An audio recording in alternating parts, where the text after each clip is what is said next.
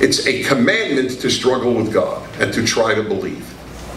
And by the way, let me say on that regard, that just as when I talk about happiness, I believe it's a decision. I believe that belief in God is largely a decision. We sit back and wait to become happy. We sit back and wait to become believers. It's a very big error. You become a totally passive human being. As Abraham Lincoln said, we are as happy as we decide to be. I would apply the exact same rule to belief in God. You believe as much as you decide to believe. What are you waiting for? Your road to Damascus? Where are you going to find it? On Wilshire Boulevard? Where is your road to Damascus going to be? One day you expect God to come in some epiphany. Even if he came, you wouldn't recognize it. I'm not saying I would either. If you don't recognize the birth of a child or a Bach cantata as at least suggestions of divinity, then what is God going to do? Shake the walls of this room and have it pump in, I am God, I am God? You would think Prager did a trick. That's what you would say. There would be nothing. In fact, we started something called Prager University, and it's free, so there's no advertisement here. And one of them is a 5-minute video where I ask the question, what would it take to make you believe in God? And we try every single thing possible. The heavens start to talk, mountains start to rumble, but nothing. The Jews saw the sea split. The Jews saw 10 plagues against the deity of the time, Pharaoh, and built a golden calf a couple of weeks later. That's the genius of the Torah story, isn't it?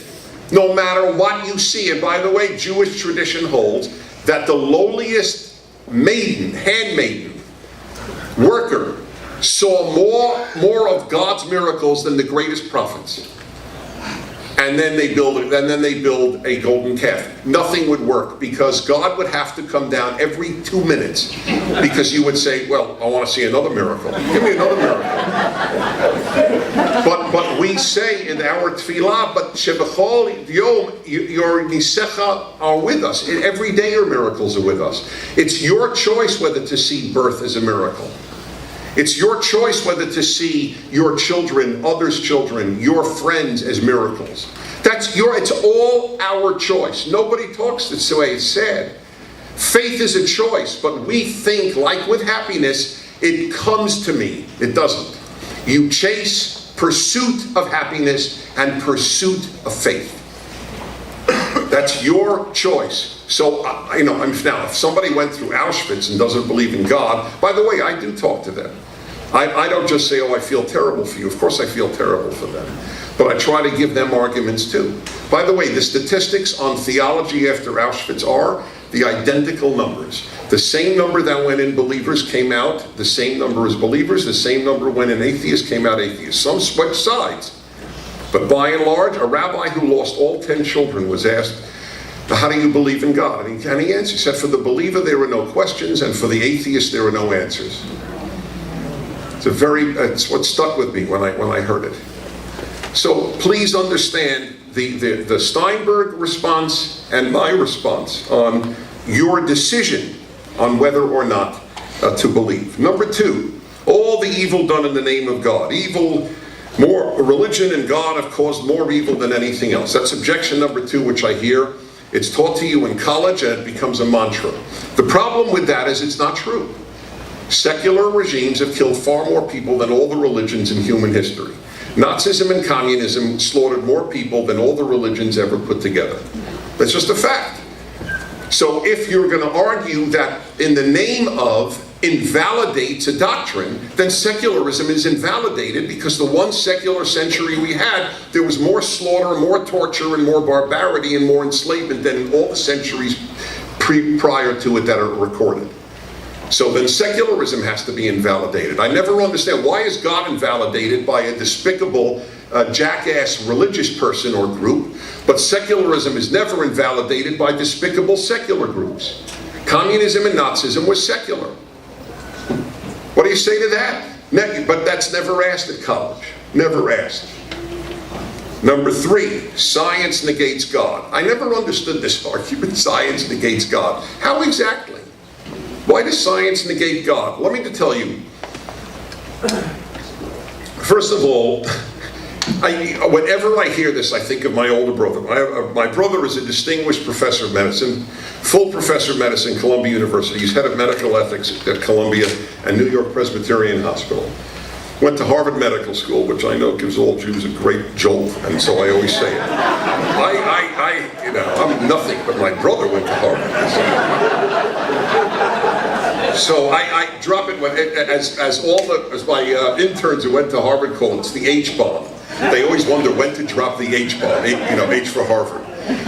So in any event, I went to Harvard. The only reason I say this in all sincerity is please know he has a very good background in the sciences. They said it was precisely at Harvard Medical School, looking in the microscope, looking at the complexity of the cell, that he said, this doesn't happen randomly.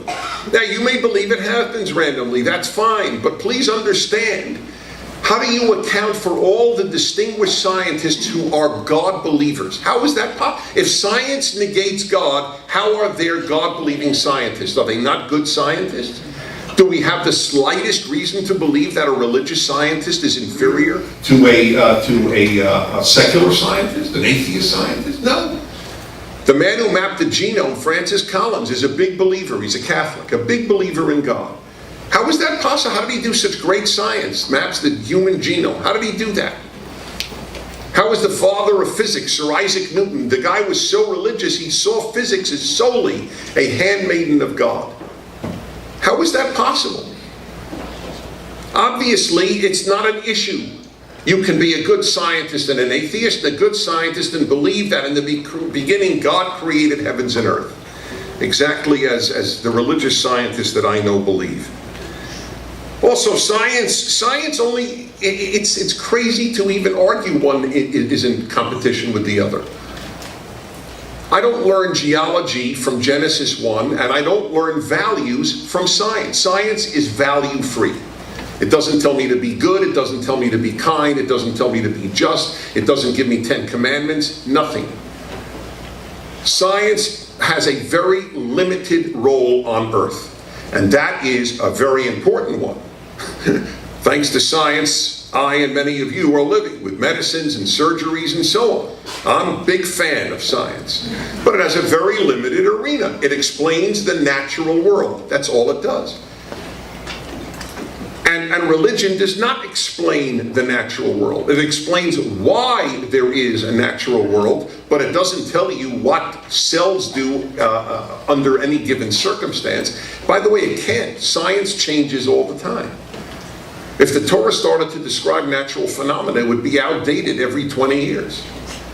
That's because science constantly changes with more data.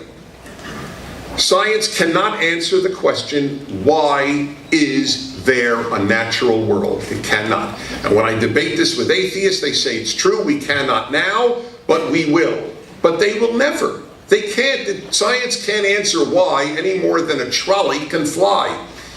It's not what it's set up to do. It can't. Or they give other answers. Do you know why the latest one from Stephen Hawking, he has a new book out, this genius and with terrible disease. And his latest book offers the following thesis, because he did flirt with God being the creator because this stuff was too complex. So now he says, yes, it is in fact, the world is clearly created or made in such a way to create human life, and it is extremely unlikely. The things that have to go right to come up with intelligent life, or any life, are so complex that it does suggest a creator, but not now. I now realize there are in fact a zillion universes. A zillion, in other words, an infinite number of universes, not planets, not galaxies, universes. And in one out of a zillion universes, it's going to come up. Okay, it's like the guy who, there was one great astronomer said, life on Earth is too complex to have been developed by nature. It was extraterrestrials who came, who dropped spores from distant planets. And this is what people, I mean, it's almost silly. Anything but God. anything, and I'll explain why. That's the last part of this talk. By the way, I just have to tell you on this thing, if you know a zillion planets, a zillion monkeys on a zillion typewriters, come one will type Hamlet. Well, they did this at the I think it was Birmingham University in Britain. To their great credit, the Brits, only the Brits would do this. I love them. They decided to, in fact, put monkeys and keyboards in a room for a couple of months. And they knew, no, of course, nobody's going to come out with Hamlet, but maybe somebody will come up with the. Okay, so will enough monkeys in enough rooms for a few months will one type the? And then they would say, all right, look, if you get the, then maybe you get to be or not to be, if you know, enough rooms, enough time, enough monkeys. Sure enough, they never got the. And do you know why? The monkeys pooped on the keyboards. They got nothing. They got nothing. It was one of the great, I love it. I mean, my atheist friends are not thrilled with this story, and I don't offer this scientific counter to their arguments, but to me, it's great. It's symbolic, if nothing else. Number 4 and final one, it's God is not provable. I fully agree God is not provable. You're right. I don't think there's anything worthwhile in life that's provable. Honor is not provable. Integrity is not provable. Decency, kindness, love, friendship. How do you measure any of this? Where do you find? Where's the measuring cup for friendship? Everything valuable. Why does music move you to tears? They have no answer. It drives them nuts because they believe, and this is the tragedy. Tragedy is they believe science will explain everything. Somehow we will figure out what neuron is triggered by music, and then we'll know why you cry at a certain melody. Nothing worthwhile is provable, and even what's proven is often changed in any event in the world of science. So what's my theory? Since those are I don't know how many people really don't believe in God because of those 4 or any of those 4 reasons. Probably many, but I would like to offer a few more why I think this has happened, and I'd like you to engage in cheshbon hanefesh, an accounting of the soul, and see if this applies to you or a loved one. Number 1, I want you to understand, and this will be controversial, but it's not meant to be at all. I think if you're open, you realize it's true. There is, if I admit to you, by going to yeshiva, from kindergarten to 12th grade, I had a religious brainwash. I admit it. Kid goes to Christian school from kindergarten to college. He's got a religious brainwash, and religious people will admit it. You'd have asked my Orthodox rabbis, is this his form of Orthodox brainwash? Yes, and I knew it. That's correct. My only counter is, please know that if you go to a regular school, non-religious, regular school, public or private, all the way through college, you get a secular brainwash. The big difference is they don't admit it. My yeshiva was honest. We are here to produce a religious person. The secular education doesn't admit it's there to produce secular people, but it is. The number of college students who have encountered a sophisticated religious person is tiny. Tiny. Read a sophisticated religious book, the number is tiny. I know this because of the number of times I've lectured at colleges. The typical reaction I get, I remember when I lectured at Stanford a few years ago, they reported on the front page of the Stanford Daily reactions of Stanford students. And the typical one was, how come in 4 years here I never heard any of this?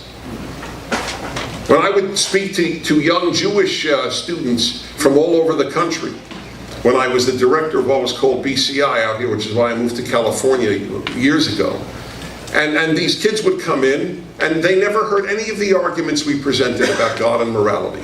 Like, if God doesn't say do not murder, what makes murder wrong? There may be an answer to that, but they never heard the question.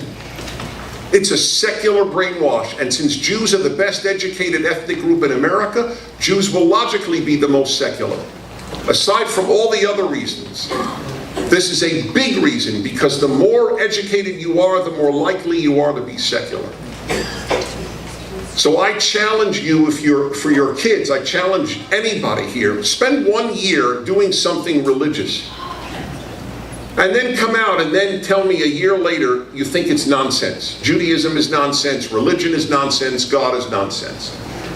But otherwise, I don't respect your opinion. You've only